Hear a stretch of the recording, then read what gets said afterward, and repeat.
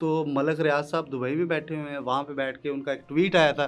انہوں نے کہا تھا کہ مجھے نہ چھیڑا جائے، اگر مجھے چھیڑا گیا تو میرے سینے میں بڑے راز ہیں، میں 25-30 سالوں کے راز اگل دوں گا۔ انہوں نے اب یہ ان کی نشاندہی کس کی طرف ہے دیکھیں،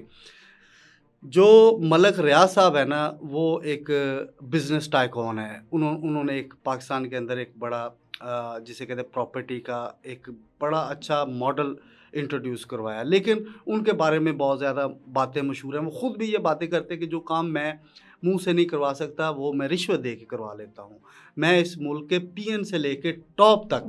جو لوگ بیٹھے ہوئے ہیں میں ان سے کام کروا لیتا ہوں، کام کو پہیے لگا دیتا ہوں۔ ان کا کہنے کا مقصد یہ ہے کہ میں رشوت دے دیتا ہوں اور اپنا کام آسانی سے کروا دیتا ہوں۔ تو وہ یہ 25-30 سالوں کے جو راز ہے سینے میں، وہ ان کی نشاندہی وہ کن کو ڈرا رہے ہیں دیکھیں۔ ملک ریاض صاحب کے بہت اچھے تعلقات ہیں نواز شریف صاحب سے،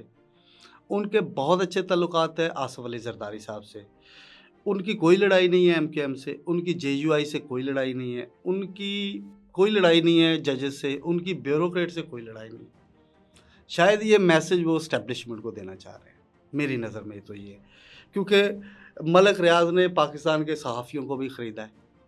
ساروں کو تو نہیں لیکن بہت زیادہ کو خریدا ہوا ہے۔ جو ان کے ہاتھ نہیں آئے وہ تو صاف ستھرے صحافی ہیں، ہم ان کی تعریف کرتے ہیں۔ انہوں نے بیوروکریٹس کو خریدا ہے، انہوں نے عدلیہ کو خریدا ہے، انہوں نے پاکستان کے بہت زیادہ مقتدر اداروں کے لوگوں کو خریدا ہے، انہوں نے سیاستدانوں کو خریدا ہے۔ جب نواز شریف صاحب اور زرداری صاحب کی صلح ہو رہی تھی تو واقفان حال یہ کہتے ہیں کہ ملک ریاض وہ واحد شخص تھے کہ جب کراچی کے اندر جب نواز شریف صاحب گئے ہیں تو جو زرداری صاحب کے گھر کا گیٹ تھا وہ ملک ریاض صاحب نے کھولا تھا،